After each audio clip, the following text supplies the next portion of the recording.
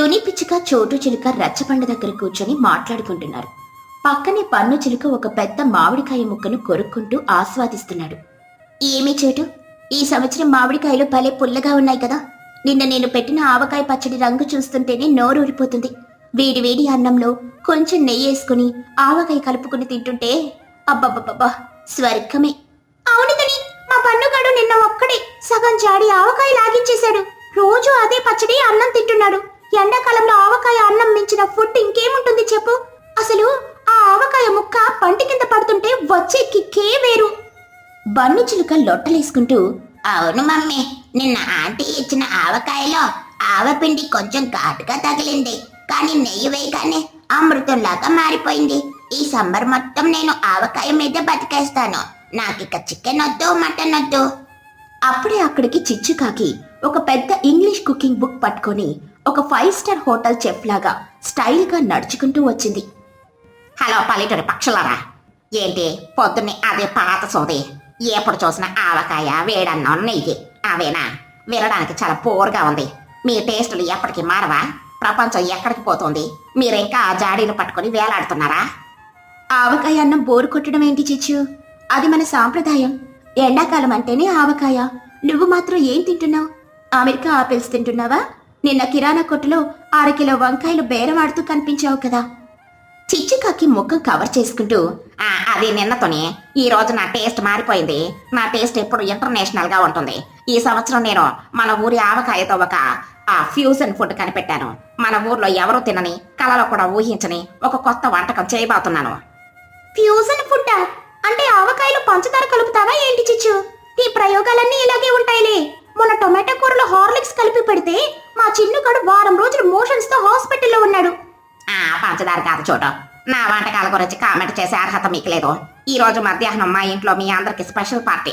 నేను మీకు వండి పెట్టబోయే ఆ వింత వంటకం పేరు ఆవకాయ దమ్ బిర్యానీ. విన్నారా ఎప్పుడైనా ఈ పేరు? ఆ పేరు వినగానే తుని చోటు ఇద్దరూ షాక్ అయ్యి ఒకరి ముఖం ఒకరు చూసుకున్నారు. బన్నుగాడి చేతిలో ఉన్న మామిడికాయ ముక్క కింద పడిపోయింది. అంటే ఏంటంటే ఆ పేరు? ఆవకాయకి బిర్యానీకి ముడిపెట్టారా? ఇది ఎక్కడైనా ఉందా, లేక మీ సొంత పైత్యమా? ఏంటి, ఆవకాయ బిర్యానీనా? బిర్యానీలో ఎవరైనా పచ్చడి వేసి దమ్ చేస్తారా చిచ్చు? పిచ్చి పట్టిందా నీకు? బిర్యానీ ఆకు వేయాల్సిన చోట మామిడికాయ ఆకు వేస్తావా ఏంటి? అదే నా టాలెంట్తోనే. ఆ చికెన్ బిర్యానీ, మటన్ బిర్యానీ ఎవరైనా చేస్తారు. దానికి ఒక కిక్కే లేదు. కానీ ఆవకాయ పచ్చడిని మంచి ఇండియా గేట్ బాస్మతి రైస్ లో వేసి పుదీనా, కొత్తిమీర దంచి దమ్ చేస్తే ఆహా, ఆ పులుపు, ఆ గుంటూరు కారం, ఆ బిర్యానీ మసాలా అన్ని కలిపి నాలుగు మీద డాన్స్ వేస్తాయి. మధ్యాహ్నం కరెక్ట్ గా 2 గంటలకి మా ఇంటికి రండి. టేస్ట్ చూపిస్తా. నా బిర్యానీ తిన్నాక మీరంతా నా కాళ్ళ మీద పడి రెసిపీ అడుగుతారు. అలా గొప్పలు చెప్పి చిచ్చుకాకి స్టైల్ గా నడుచుకుంటూ వెళ్ళిపోయింది. మధ్యాహ్నం చిచ్చుకాకి వంటింట్లో పెద్ద హడావడి జరుగుతుంది. పొయ్యి మీద ఒక పెద్ద మట్టి బిర్యానీ గిన్నె ఉంది. చిచ్చుకాకి గరిట తిప్పుతోంది. పక్కన ఆమె కొడుకు చిన్నుకాకి కళ్ళల్లో నుండి నీళ్లు కారుతూ ఉండగా భయంగా చూస్తున్నాడు. మమ్మీ, ఏంటి మమ్మీ ఇది? కిచెన్ ఏంటి ఇలా పొగలు కక్కుతోంది? బాస్మతి రైస్ లో ఏకంగా 2 కిలోల ఆవకాయ పచ్చడి కుమ్మరించావు. ఆ కలర్ ఏంటి? ఎర్రగా రక్తంలాగా ఉంది. చూస్తుంటేనే నాకు కళ్ళు మండుతున్నాయి. సైలెంట్ గా ఉండరా చిన్నగా. దీన్నే రెడ్ హాట్ ఆవకాయ బిర్యానీ అంటారు. నేను యూట్యూబ్ లో చూసి నా సొంత టాలెంట్ ని కొంచెం ఎక్స్ట్రా మిక్స్ చేశాను. వాళ్ళొక స్పూన్ ఆవకాయ వేయమన్నారు. నేను టేస్ట్ అదిరిపోవాలని ఏకంగా జాడి మొత్తం వేసేశాను. ఈ కలర్ చూస్తే ఎవరైనా టెంప్ట్ అవ్వాల్సిందే. చిన్నుకాకి దగ్గుతూ, మమ్మీ మమ్మీ, టెంప్ట్ అవ్వడమేమో కానీ ఆ వాసన పీలిస్తేనే నా గొంతులో ఎవరో నిప్పులు పోసినట్టుంది. నువ్వు అందులో ఇంకా కారం ఎందుకు వేస్తున్నావు మమ్మీ? ఆవకాయలో ఆల్రెడీ కారం ఉంటుంది కదా. నీకేం తెలుసురా, ఇది బిర్యానీ. ఇందులో బిర్యానీ మసాలా, గరం మసాలా, ఇంకో 1/2 కిలో గుంటూరు కారం వేస్తే గాని ఆ పచ్చడికి సరైన మ్యాచ్ రాదు. ఇదంతా కస్టమర్ల సారీ మన చుట్టాల ఫీడ్బ్యాక్ కోసం. వాళ్ళు తిన్నాక ఆ మజా చూడు ఎలా ఉంటుందో. నాకు తెలుసు మమ్మీ, వాళ్ళు తిన్నాక మజా కాదు, హాస్పిటల్లోని బెడ్ వెతుక్కుంటారు. నేను మాత్రం ఈ బిర్యానీ ముట్టను. నాకు బయట నుండి సమోసా తెప్పించుకుంటాను. నోర పోసుకొని ఆ మూత పెట్టరా. దమ్ బయటకు పోకూడదు. ఆవకాయ ఫ్లేవర్ బియ్యం గింజకి పట్టాలి. మధ్యాహ్నం 2 గంటలు. తుని చోటు, బుజ్జి పిచ్చుక, పన్ను, మహిగ్రద్ద, లూసి పావురం అందరూ చిచ్చుకాకి ఇంట్లో డైనింగ్ టేబుల్ చుట్టూ భోజనానికి కూర్చున్నారు. అందరికీ ఆకలి దంచేస్తుంది. చిచ్చుకాకి ఒక పెద్ద సిల్వర్ ప్లేట్ తీసుకుని స్టైల్ గా మూత తీసింది.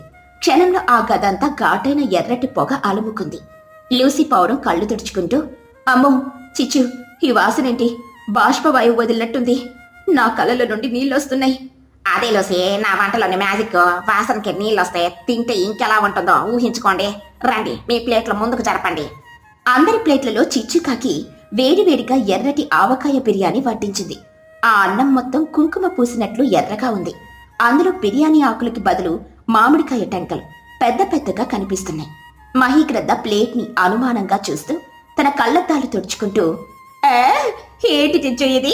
బిర్యానీ అన్నావు, ఎర్రటి మట్టిలాగా ఉంది. ఇందులో ఏమైనా బాంబులు దాచావా? నేను వయసులో ఉన్నదాన్ని. ఇది తింటే నాకు గుండె జబ్బొస్తుందేమోనని భయంగా ఉంది. అయ్యో మహిగారు, అది ఆవకాయ రంగు. భయపడకండి. ఆవకాయలోని నూనె, రైస్లోని నెయ్యి కలిసి ఇలా షైన్ ఇస్తున్నాయి. ఒక్క ముద్ద తిని చూడండి, మీ కళ్ళు తెరుచుకుంటాయి. మీకు 10 ఏళ్ల వయసు తగ్గిపోతుంది. నాకెందుకు భయంగా ఉందమ్మా. ఆ రైస్ చూస్తుంటే ఎవరో కారం పొడిలో అన్నం కలిపినట్లుంది. నేను తినను. ఊరుకో బుజ్జి, చిచ్చు అంత కష్టపడి వండింది. కనీసం టేస్ట్ చూద్దాం. ఏంటి చిచ్చు, ఇందులో చికెన్ ముక్కలేమీ లేవా? అది నా స్పెషాలిటీతోనే. ఇది 100% ప్యూర్ ఆవకాయ దమ్ బిర్యానీ. ఇందులో చికెన్ కి బదులు నేను లావుపాటి మామిడికాయ ముక్కలు టెంకలో వేశాను. వాటిని కొరుకుతుంటే చికెన్ లెగ్ పీస్ లాగే ఫీలింగ్ వస్తుంది. తినండి, స్టార్ట్ చేయండి. అందరూ భయపడుతూనే ఒక్కో చిన్న ముద్ద తీసుకుని నోట్లో పెట్టుకున్నారు. మొదటి 2 సెకండ్లు ఎవరికీ ఏమీ అనిపించలేదు. కానీ 3వ సెకండ్లో లూసీ పౌరం ఒక చిన్న ముద్ద నోట్లో పెట్టుకుని నమిలిన వెంటనే ఆమె ముఖం కందిపోయింది. కళ్ళు పెద్దవి చేసింది. అమ్మో, వాటర్ వాటర్! నా గొంతులో ఎవరో యాసిడ్ పోశారు. చిచ్చు, ఇది బిర్యానీ కాదు, ఇది విషం. నా నాలుక మీద ఎవరో ఇస్త్రీ పెట్టి పెట్టినట్లుంది. ఈ బిర్యానీలో ఉప్పు, కారం, పులుపు అన్ని 10 రెట్లున్నాయి. నేను చచ్చిపోతాను అని అరుస్తూ వెళ్లి ఫ్రిడ్జ్ లో ఉన్న వాటర్ బాటిల్ ని ఎత్తి తాగేసింది. చోటు చిలుక ఒక ముద్ద మింగి, బాబోయ్ చిచ్చు, నా చెవుల నుండి పొగలొస్తున్నాయి. ఇదేంట్రా బాబు, ఇది బిర్యానీ కాదు, బీపీ తెప్పించే పాషాణం. బిర్యానీ ఆకుకు బదులు మామిడికాయ టెంకలు వేసావేంటి? దీన్ని మనుషులు సరి పక్షులు కూడా తినవు. నా నోరు మొత్తం కాలిపోయి పొగ్గులా మారింది. మహీగ్రద్ద ముక్కు చీదుకుంటూ, నా కళ్ళ దానికి ఆవిడ పట్టేసింది చిచ్చు. నా వయసు తగ్గిపోవడమేమో గాని నా ఆయుష్ 10 సంవత్సరాలు తగ్గిపోయింది ఒక్క ముద్దకే. నువ్వు కారం డబ్బాలో బియ్యం వేసావా, లేక బియ్యంలో కారం వేసావా? తుని పిచ్చుక చెమటలు కక్కుతూ, నా వల్ల కాదు చిచ్చు. నా కడుపులో అగ్నిపర్వతం బద్దలవుతుంది. దీన్ని తినడం కంటే వారం రోజులు పస్తులుండడం బెటర్. బుజ్జి, నువ్వు తినకి తల్లి, నీకు అల్సర్ వస్తుంది. ముందే పక్కన పెట్టా ప్లేటు. అందరూ తమ ప్లేట్లను పక్కకు నెట్టేశారు. అందరూ నీళ్లు తాగుతూ నాలుకలు బయట పెట్టి గాలి పీల్చుకుంటున్నారు. చిచ్చుకాకి ముఖం మాడిపోయింది. చిచ్చుకాకి కోపంగా ముఖం మార్చుకుని, ఏంటి బాగాలేదా? మీ అందరికి నా ఇంటర్నేషనల్ టేస్ట్ అర్థం కావట్లేదు. మీకెప్పుడు ఆ చద్దన్నం, చప్పటి కూరలే ఇష్టం. ఇది చాలా కాస్ట్లీ ఫుడ్ తెలుసా? దీని వెనక నా బ్రెయిన్ ఎంత ఉందో తెలుసా? సరిగ్గా అప్పుడే డైనింగ్ టేబుల్ చివరి నుండి ఒక ప్లేట్ ఖాళీ అవుతున్న శబ్దం అని వినిపించింది. అందరూ ఆశ్చర్యంగా అటువైపు చూశారు. అది మన బన్నుగాడు. వాడి ప్లేట్లో ఉన్న అన్నం సగం ఖాళీ అయిపోయింది. వాడి చేతులు, మూతి అంతా ఎర్రగా కారంతో నిండిపోయాయి. ముఖం నిండా చెమటలు పడుతున్నాయి. కళ్ళల్లో నుండి నీళ్లు కారుతున్నాయి. అయినా సరే వాడు ఏమాత్రం తగ్గకుండా బిర్యానీని కలుపుకుని లొట్టలేసుకుంటూ తింటున్నాడు. అబ్బా సూపర్ ఆంటీ, ఎవరి మాట ఎనకండి. ఇది బిర్యానీలకే రారాజు ఆంటీ.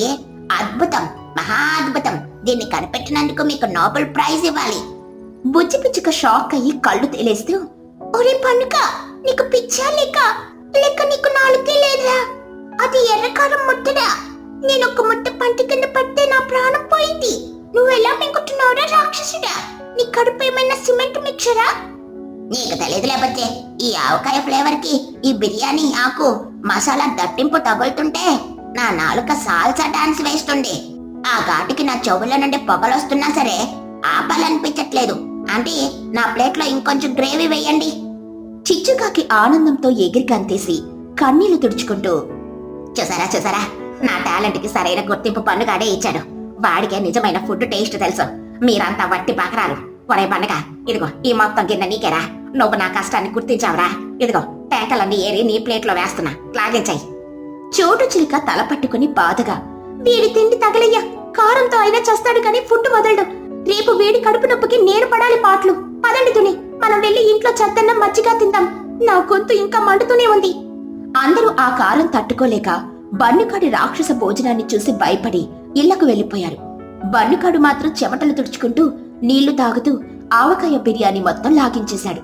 చిచ్చుకాకి వాడిని చూసి చాలా గర్వంగా ఒక గొప్ప వంటలక్కలా ఫీల్ అయ్యింది.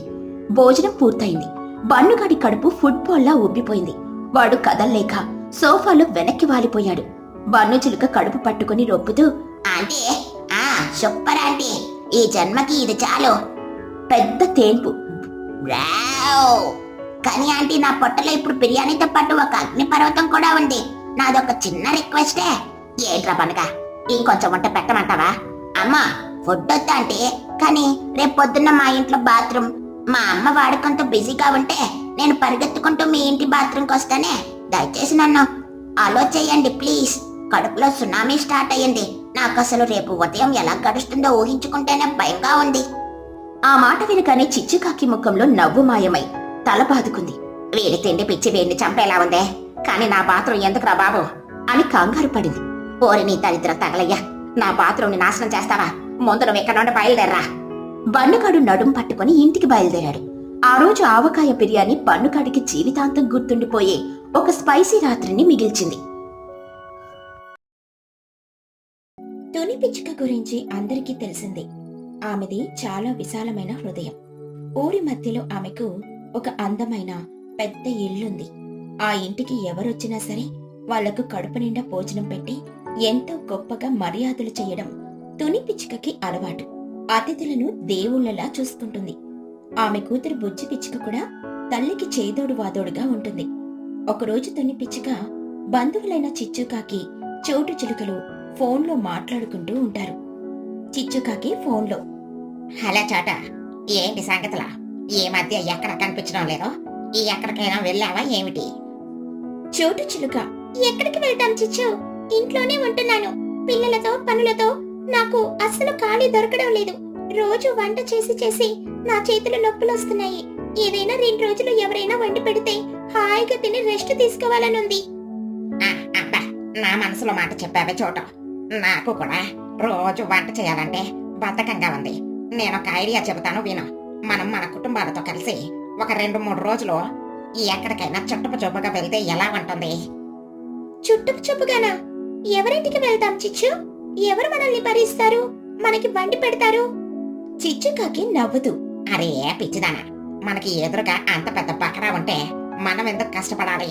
మనతోనే పిచ్చుక ఉంది కదా, దానికి అతిథి మర్యాదలు చేయడం అంటే పిచ్చి.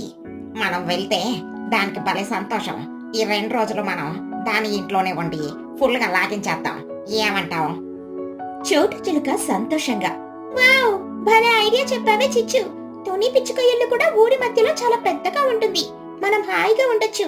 అయితే ఈ రోజే బయలుదేరుతాం. నేనిప్పుడే మా పిల్లల్ని రెడీ చేస్తాను. అలా ప్లాన్ వేసుకుని చిచ్చుకాకి తన కుటుంబంతో, చోటు చిలుక తన కుటుంబంతో కలిసి తుని పిచ్చుక ఇంటికి బయలుదేరుతారు. తుని పిచ్చుక బుజ్జి వాళ్ళింట్లో పనులు చేసుకుంటూ ఉండగా ఈ 2 కుటుంబాలు సడన్ గా వాళ్ళ గుమ్మం ముందు వాల్తాయి. వాళ్ళని చూడగానే తుని పిచ్చుక ఆనందానికి అవధులే లేవు. తుని పిచ్చుక ఆనందంతో, రండి రండి, ఎంత అదృష్టం చిచ్చుకాకి, చోటు చిలుక, మీరిలా సడన్ గా వస్తారని నేను కలలో కూడా అనుకోలేదు. చాలా సంతోషంగా ఉంది. రండి, లోపల కూర్చోండి. ఏం లేదు లేదని, ఈ మధ్య నిన్ను చూసి చాలా రోజులైంది కదా, అందుకే ఎలా ఉన్నావో చూసిపోదామని మేమందరం ఇలా వచ్చాము. ఒక 2-3 రోజులు ఇక్కడే ఉందామని ప్లాను. నీకేమైనా ఇబ్బందా? ఇబ్బందా? అయ్యో, అలా ఎందుకంటావు చిచ్చు? మీరందరూ రావడం నా అదృష్టం. ఇది మీ సొంత ఇల్లు అనుకుని హాయిగా ఉండండి. బుజ్జి, వాళ్ళ బ్యాగులు తీసుకుని లోపల గదిలో పెట్టు. సరేనమ్మా, రండి ఆంటీ, లోపల కూర్చోండి. తుని, మేము ఉదయం నుండి ఏం తినలేదు. చాలా ప్రయాణం చేసొచ్చాము. కడుపులో ఎలుకలు పరిగెడుతున్నాయి. వంట ఏమైనా సిద్ధంగా ఉందా? అయ్యో, మీరు వస్తారని నాకు తెలియదు కదా చోటు. ఇంట్లో వంట ఏమీ చేయలేదు. నేనిప్పుడే వండుతాను. కానీ మీరు నా ఇంటికొచ్చిన అతిథులు. మీకు నా చేతి వంట కంటే ఇంకా గొప్పగా పెట్టాలి. ఈ రోజు మీకు మంచి ఫీస్ట్ ఇస్తాను. చిచ్చుకాకి నోరు ఊరుతూ, ఫీస్టా? ఏంటి స్పెషల్ తోనే? మీరాగండి, నేనిప్పుడే మన ఊర్లో మహీగ్రద్ద హోటల్ ఉంది కదా, ఆమెకి ఫోన్ చేస్తాను. ఆమె హోటల్లో నాన్ వెజ్ వంటలు అద్భుతంగా ఉంటాయి. మీకు నచ్చినవన్నీ ఆర్డర్ చేస్తాను. తుని పిచ్చుక వెంటనే తన ఫోన్ తీసి మహీగ్రద్దకు కాల్ చేస్తుంది. మహిగ్రద్ద ఊరిలో పెద్ద హోటల్ నడుపుతూ ఉంటుంది. తుని పిచ్చుక ఫోన్లో, హలో మహి గారు, నేను తుని పిచ్చుకని. మా ఇంటికి కొంతమంది బంధువులు వచ్చారండి. వాళ్ళకి మీ హోటల్ నుండి మంచి వంటలు కావాలి. ఓ తుని గారా, చెప్పండి మీకేం కావాలో ఆర్డర్ ఇవ్వండి, నేను అన్ని రెడీ చేసి పంపిస్తాను. మహి గారు, ఒక 10 ప్లేట్ల చికెన్ దమ్ బిర్యానీ, 5 ప్లేట్ల చికెన్ ఫ్రై, 2 ప్లేట్ల చికెన్ లాలీపాప్స్, ఇంకా పిల్లల కోసం స్వీట్స్, కూల్ డ్రింక్స్ కూడా పంపించండి. అంత బెస్ట్ క్వాలిటీ ఉండాలి సుమా. మహిగ్రద్ద ఆశ్చర్యంగా, 10 ప్లేట్ల బిర్యానీనా? అమ్మ బాబోయ్, భారీ ఆర్డర్ ఇచ్చారు తుని గారు. సరే, ఒక అరగంటలో మీ ఇంటికి అన్ని వచ్చేస్తాయి, కానీ డబ్బులు ఎలా పంపిస్తారు? డబ్బులకేముంది మహి గారు, మా చుట్టాలు ఒక 3 రోజులుంటారు. రోజు ఇలాగే మీకు ఆర్డర్లు ఇస్తాను. వాళ్ళు వెళ్ళిపోయాక మొత్తం బిల్ అంతా లెక్క చూసి 2 రోజుల్లో ఒకేసారి కట్టేస్తాను. నేను మీకు తెలుసు కదా, ఏమీ అనుకోకండి. సరే తుని గారు, మీరంటే నాకు నమ్మకమే, నేను అన్ని రాసి పెట్టుకుంటాను, మీరు నిదానంగానే ఇవ్వండి. తుని పిచ్చుక ఆర్డర్ ఇచ్చిన అరగంటలో గుమగుమలాడే వంటకాలన్నీ పార్సెల్ రూపంలో ఇంటికొచ్చేస్తాయి. ఆ సువాసనలకి చిచ్చుకాకి చోటు చిలుక వాళ్ళ నోళ్లలో నీళ్లూరుతాయి. అందరూ కలిసి కడుపు నిండా పొట్టలు పగిలేలా తింటారు. ఆ 3 రోజులు తుని పిచ్చుక వాళ్ళకి ఏ లోటు లేకుండా చూసుకుంటుంది. ఉదయం టిఫిన్స్, మధ్యాహ్నం బిర్యానీలు, రాత్రి రకరకాల నాన్ వెజ్ వంటలు మహిగ్రద్ద హోటల్ నుండి ఆర్డర్ చేసి పెడుతుంది. 3 రోజుల తర్వాత వాళ్ళు సంతోషంగా తుని పిచ్చుకకు ధన్యవాదాలు చెప్పి ఎవరిళ్లకు వాళ్ళు వెళ్లిపోతారు. ఆ మరుసటి రోజు మధ్యాహ్నం తుని పిచ్చుక ఇంట్లో కూర్చొని ఉండగా మహిగ్రద్ద ఒక పెద్ద బిల్లు పుస్తకం పట్టుకుని వస్తుంది. మహిగ్రద్ద నవ్వుతూ, నమస్కారం తుని గారు, చుట్టాలందరూ వెళ్లిపోయినట్లున్నారు. 3 రోజులు మీ ఇంట్లో పండుగ వాతావరణం నెలకొంది కదా? తుని పిచ్చుక సంతోషంగా, రండి మహి గారు, కూర్చోండి. అవునండి, వాళ్ళు నిన్ననే వెళ్లిపోయారు. వాళ్ళకి మీ హోటల్ భోజనం చాలా బాగా నచ్చింది. వంటలన్నీ అద్భుతంగా చేశారు మీరు. ధన్యవాదాలు తుని గారు, మీరు మన ఊరికే మహారాణిలా మర్యాదలు చేస్తారని పేరుంది. మీ అతిథి మర్యాదలకు వాళ్ళు ఫిదా అయిపోయి ఉంటారు.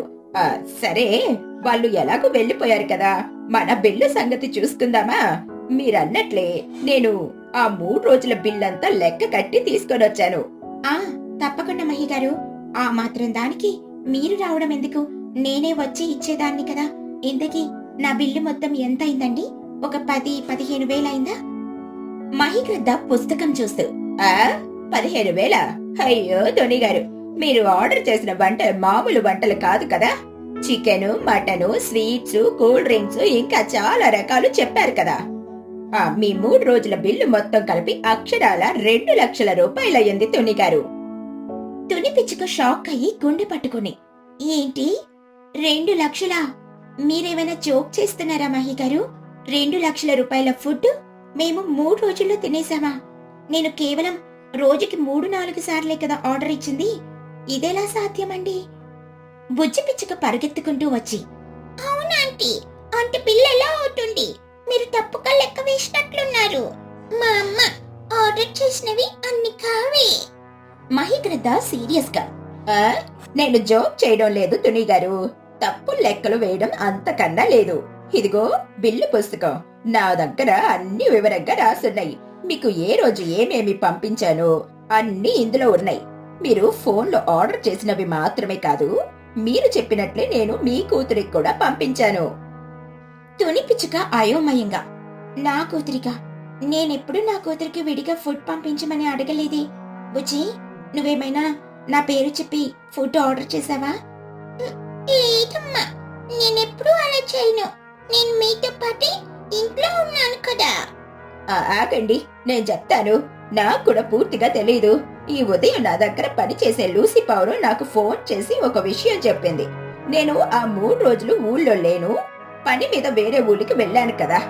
అప్పుడు లూసీ పౌరమే కౌంటర్ చూసుకుంది. ఆ సమయంలోనే జరిగిందంట ఇదంతా. ఏం జరిగింది మహి గారు? నాకు గుండెల్లో దడ మొదలవుతుంది. దయచేసి స్పష్టంగా చెప్పండి. లూసీ నాకు ఫోన్ చేసి, మహి గారు, మీకొక విషయం చెప్పడం మర్చిపోయాను. మొన్న మీరు లేని టైంలో తుని పిచ్చుక కూతురు బుజ్జి తన ఫ్రెండ్స్ ని తీసుకొని మన హోటల్ కొచ్చింది. 10 మంది ఫ్రెండ్స్ తో కలిసి chicken biryani, chicken kebabs, ice creams అన్ని తెగ తిన్నారు. వాళ్ళ తిన్న బిల్లు 50,000 రూపాయలయ్యింది. డబ్బులు అడిగితే మా అమ్మ ఖాతాలో రాసుకోమని బుజ్జి చెప్పి వెళ్ళిపోయింది. వాళ్ళు 3 రోజులు వరుసగా అలాగే వచ్చి తిన్నారని చెప్పింది తునిగారు. బుజ్జి పిచ్చుక పోరున ఏడుస్తూ, అబద్ధం అబద్ధం, ఆ లూసి ఆంటీ పెద్ద అబద్ధాల కోరు. అమ్మా, నేను ఏ ఫ్రెండ్స్ ని హోటల్ కి తీసుకెళ్ళలేదమ్మా. ఆ 50,000 ఫుడ్ నేను తినలేదమ్మా. నన్ను నమ్మమ్మా. తుని పిచ్చుక కోపంగా ఏడుస్తూ, బుజ్జి ఎందుకు ఇలా చేసావు? నేనిక్కడ చుట్టాల కోసం అప్పులు చేసి ఫుడ్ పెడుతుంటే నువ్వు నీ ఫ్రెండ్స్ కి 50,000 ఫుడ్ పెడతావా? నా పరువు తీసావు కదే. అమ్మా, నేనేం చేయలేదమ్మా. ఆ లూసి ఆంటీ కావాలని అబద్ధం చెప్తుంది. ఆమెకు మనమంటే పడదు కదమ్మా. అందుకే ఇలా మనల్ని ఇరికించాలని చూస్తోంది. బుజ్జి, లూసి ఎందుకు అబద్ధం చెబుతుంది? ఆమె నా దగ్గర ఎన్నో ఏళ్లుగా నమ్మకంగా పనిచేస్తుంది. ఆమె చెప్పింది నిజమేనని నా నమ్మకం. తుని గారు, నేనింకా వినదలుచుకోలేదు. నా 2 లక్షల బిల్లు నాకిప్పుడే ఇచ్చేయండి. తుని పిచ్చుక చేతులు జోడించి ఏడుస్తూ, మహిగారు, దయచేసి నన్ను నమ్మండి. బుజ్జి అలాంటి పిల్ల కాదు. అయినా నా దగ్గర 2 లక్షల రూపాయలు ఎక్కడుంటాయండి? నేనంత డబ్బు ఒకేసారి ఇవ్వలేను. మహిగ్రత కఠినంగా, అలా అంటే ఎలా కుదురుతుంది తుని గారు? నా వ్యాపారం కూడా ముఖ్యం కదా. మీరు 2 రోజుల్లో ఇస్తానని చెప్పారు. ఇప్పుడు మాట మారిస్తే ఊరుకునేదే లేదు. తుని పిచ్చుక కంగారుగా తన బ్యాంక్ ఖాతా చెక్ చేసుకుంటుంది. అందులో కేవలం 1,50,000 రూపాయలు మాత్రమే ఉంటాయి. తుని పిచ్చుక కన్నీళ్లతో, మహిగారు, నా అకౌంట్లో కేవలం 1,50,000 మాత్రమే ఉన్నాయి. అంతకు మించి 1 రూపాయి కూడా లేదు. ఆ డబ్బులు ఇస్తాను. మిగతా 50,000 నేను మెల్లిగా తీరుస్తానండి. కుదరదు తుని గారు. నా బిల్లు మొత్తం క్లియర్ అవ్వాల్సిందే. లేకపోతే నేను ఊరి పెద్దలకు ఫిర్యాదు చేస్తాను. మీ పరువు పోతుంది.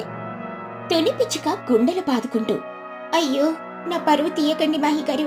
నేనందరికీ అన్నం పెట్టి మర్యాదలు చేసేదాన్ని. ఇప్పుడు నా పరువు బజారున పడడం నేను తట్టుకోలేను.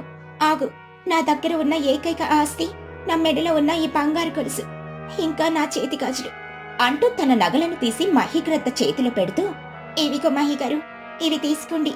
వీటి విలువ ఆ 50,000కు సరిపోతుంది. ఇది తీసుకుని నన్ను వదిలేయండి. మహిగ్రద్ద ఆ నగలను తీసుకుని కోపంగా అక్కడి నుండి వెళ్లిపోతుంది. తుని పిచ్చుక, బుజ్జి పిచ్చుక గుండెలు పగిలేలా ఏడుస్తూ మిగిలిపోతారు. తుని పిచ్చుకకు అప్పులు ఎలా తీర్చాలో అర్థం కాదు. నగలు పోయి బ్యాంక్ బ్యాలెన్స్ 0 అయిపోయింది. ఇక బ్రతకడం కష్టమని భావిస్తుంది. తుని పిచ్చుక ఏడుస్తూ, బుజ్జి, నా అతిథి మర్యాదలు నన్ను రోడ్డున పడేసాయి తల్లి. ఆ లూసి చేసిన కుట్రకు మనం బలయ్యాము. ఇప్పుడు మన దగ్గర తినడానికి తిండి కూడా లేదు. ఈ పరువు తక్కువ బ్రతకడం కంటే ఈ పెద్ద ఇల్లుని ఆ మహిగ్రతకే అమ్మేసి ఆ అప్పుల బాధ వదిలించుకుందాం. తుని పిచ్చుక తన పెద్ద ఇంటిని మహిగ్రతకు అమ్మేసి ఊరి చివర అడవి దగ్గర ఒక చిన్న పూరి గుడిసె వేసుకుని అందులో నివాసం ఏర్పరచుకుంటుంది. ప్రతిరోజు అడవికి వెళ్లి ఎండు పుల్లలు ఏరుకొని ఊరిలో కూలీ పనులు చేస్తూ కష్టపడి జీవిస్తూ ఉంటుంది. ఎవరికి అతిథి మర్యాదలు చేయకూడదని, అప్పులు చేయకూడదని గట్టిగా నిర్ణయించుకుంటుంది. అలా కొన్ని నెలలు గడిచిపోతుంది. తుని పిచ్చుక, బుజ్జి పిచ్చుక రాత్రింబవళ్లు కష్టపడి పనిచేసి ఎలాగోలా మళ్ళీ తమ పాత ఇంటిని కొనుక్కునేంత డబ్బు సంపాదిస్తారు. బుజ్జి పిచ్చుక ఆనందంతో గంతేస్తూ, అమ్మా, మన కష్టానికి ఫలితం దక్కిందమ్మా. మన దగ్గర ఇప్పుడు డబ్బులు వచ్చాయి. మనం రేపే మహి ఆంటీ దగ్గరికెళ్ళి మన పాత ఇల్లు మళ్ళీ కొనుక్కుంటామమ్మా. నాకు ఈ కుర్చీలో ఉండడం చాలా కష్టంగా ఉంది. తుని పిచ్చుక కళ్ళల్లో నీళ్లతో, అవును తల్లి, మనం మళ్ళీ మన ఇంటికి వెళ్తున్నాం. నా సొంత ఇంటిని మళ్ళీ దక్కించకపోతున్నాను. నాకింతకంటే సంతోషం ఇంకేముంటుంది చెప్పు. సరిగ్గా అదే సమయానికి తుని పిచ్చుక ఫోన్ మోగుతుంది. తుని ఫోన్ లిఫ్ట్ చేస్తుంది. అవతలి వైపు నుండి చిచ్చుకాకి మాట్లాడుతుంది. చిచ్చుకాకి ఫోన్లో ఉత్సాహంగా, హలో తనే, ఎలా ఉన్నావు? నేను నీ బెస్ట్ ఫ్రెండ్ అని చిచ్చుని. మొన్న మేము మీ ఇంటికి వచ్చినప్పుడు నువ్వు చేసిన మర్యాదలో, ఆ చికెన్ బిర్యానీలో, పసందైన వంటలో మేము ఎప్పటికీ మర్చిపోలేకపోతున్నాం తనే. తుని పిచ్చుక కొద్దిగా వణుకుతూ, అవునా చిచ్చు, అంతా బాగున్నారా? అందరం బాగున్నాం తనే. నీ మర్యాదలు చూసి నేను మా చుట్టాలకు కూడా నీ గురించి గొప్పగా చెప్పాను. వాళ్ళు కూడా నీ మర్యాదలు చూడాలని, నీ చేతి మీదుగా భోజనం చేయాలని తెగ ఆశపడుతున్నారు. అందుకే మేము మళ్ళీ వస్తున్నాం తనే. ఈసారి నేను చోటు మాత్రమే కాదు, మా చుట్టాలు కూడా వస్తున్నారు. రేపు ఉదయాన్నే మేము నీ ఇంటికి చేరుకుంటాము. మొన్నట్లాగే అన్ని నాన్ వెజ్ వంటలు రెడీ చేసి పెట్టుతూనే వస్తున్నాం అని ఫోన్ కట్ చేస్తుంది. తుని పిచ్చుక చేతిలో నుండి ఫోన్ కింద పడిపోతుంది. ఆమె కళ్ళు భయంతో పెద్దవవుతాయి. గుండె వేగంగా కొట్టుకోవడం మొదలవుతుంది. ఏమైందమ్మా? ఎవరి ఫోను? ఎందుకలా షాక్ అయ్యావు? తుని పిచ్చుక వణుకుతూ, బుజ్జి, ఆ చిచ్చుకాకి చోటు చిలుక వాళ్ళ చుట్టాలను కూడా తీసుకుని మళ్ళీ మన ఇంటికి వస్తున్నారట. మొన్నట్లాగే మళ్ళీ పార్టీ కావాలట. ఏంటి? వాళ్ళు మళ్ళీ వస్తున్నారా? అమ్మా, ఇప్పుడు మనం ఏం చేద్దామమ్మా? వాళ్ళు వస్తే మన దగ్గరున్న ఈ డబ్బులు కూడా మళ్ళీ అయిపోతాయి. మన పార్టీల్లో మనం కొనుక్కోలేమమ్మా. వాళ్ళని రాకుండా ఆపమ్మా. తుని పిచ్చుకకి ఇప్పుడు ఏం చేయాలో అర్థం కావడం లేదు.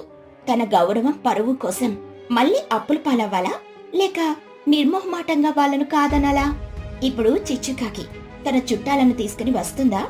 వస్తే తుని తన గౌరవం పరువు కోసం మరిప్పుడేం చేస్తుంది? తన ఇంటిని దక్కించుకుంటుందా, లేదా మళ్ళీ మోసపోతుందా? ఈ ప్రశ్నలకు సమాధానం తెలియాలంటే పార్ట్ 2 కోసం కామెంట్ చేయండి.